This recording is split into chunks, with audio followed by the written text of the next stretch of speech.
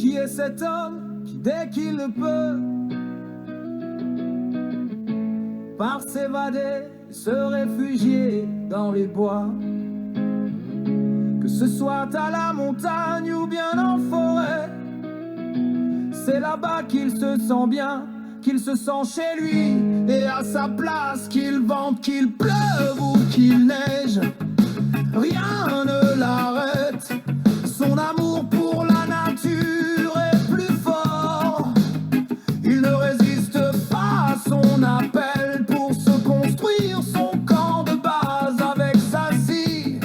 Il se coupe des longueurs de bois qui les branche de sa hache pour qu'il soit bien droit. Ensuite, avec son couteau, il taille une pointe à l'extrémité.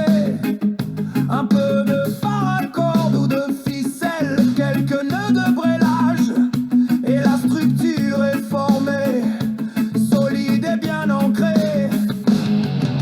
Des branches de sapin ou d'épicéa empilées, enchevêtrées, le toit est formé et bien étanche. Idem sur le sol pour du froid qui remonte, être bien isolé d'un matelas confortable et naturel.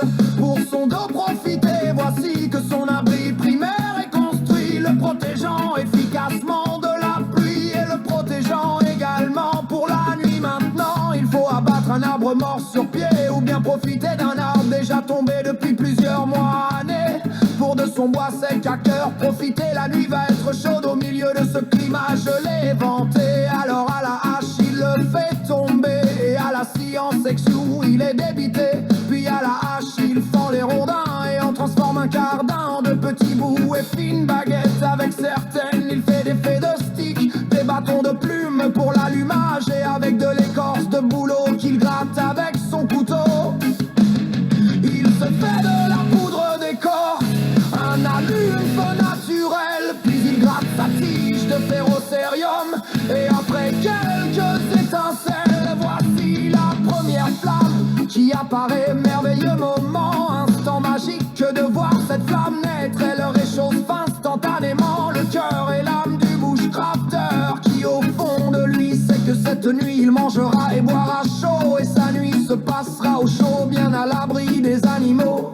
Alors dans ce calme il prépare et se fait cuire son repas bien mérité, loin de tous ses soucis, se sentant seul au monde, et pourtant épié sous le regard des animaux qui tapis et caché dans la nuit. Regarde cet intrus, véritable anomalie de cet écosystème animal forestier. Le bushcrafter, l'homme, celui qui fait peur. La nuit est tombée, tout est noir, le feu chargé pour quelques heures. Il se réfugie et se met au chaud dans son duvet, se laissant envahir doucement par le sommeil. Les yeux perdus dans le ciel, à regarder les étoiles, laissant son esprit errer ici et là, flottant dans ses pensées. C'est bien repu et fatigué qu'il s'endort tout doucement au son des crépitements et rougeoiements du feu qui doucement le berce et l'emmène dans les bras de Morphée. Il pense à demain méticuleusement, il prépare sa journée, car en hiver en survie chaque seconde compte. Se faire du bois, trouver de l'eau, poser quelques pièges et coller pour attraper à manger, chasser ou si possible pêcher un joli poisson, ou encore récolter des fruits, des champignons, des racines et autres baies que la nature lui offre pour son dîner. Quel sentiment magnifique de liberté que ce moment vécu du bushcrafter, loin du tumulte et de la folie de la vie citadine qu'il endure. Il préfère largement la compagnie des insectes, des oiseaux, des animaux, des arbres et des fleurs à celle de l'homme moderne, de l'humain égoïste, soudoyé à l'argent, au pouvoir et à la corruption. Non, lui, le bushcrafter prévoyant et raisonné,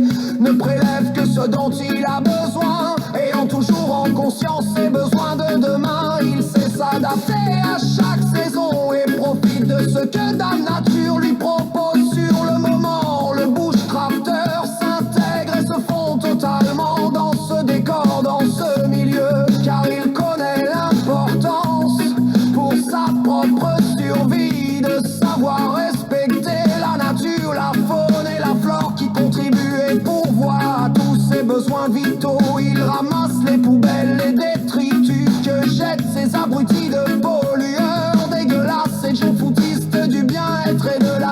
conservation de celle-ci et les jette à la poubelle pour qu'elle puisse rester propre, saine et belle.